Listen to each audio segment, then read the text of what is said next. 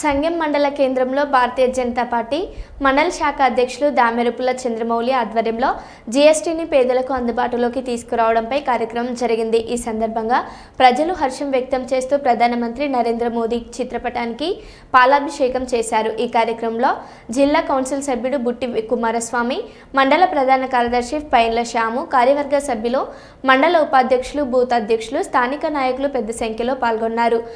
ఈ సందర్భంగా నాయకులు మాట్లాడుతూ పేదల అభ్యున్నతే తమ ప్రభుత్వ ప్రధాన లక్ష్యమని, కేంద్రం తీసుకొస్తున్న సంస్కరణలు సామాన్యులకు ఉపయోగపడుతున్నాయని పేర్కొన్నారు। జనతా పార్టీ సంగెం మండల పార్టీ ఆధ్వర్యంలో శ్రీ గౌరవనీయులు ప్రధానమంత్రి నరేంద్ర మోదీ గారి చిత్రపటానికి పాలాభిషేకం చేయడం జరిగింది।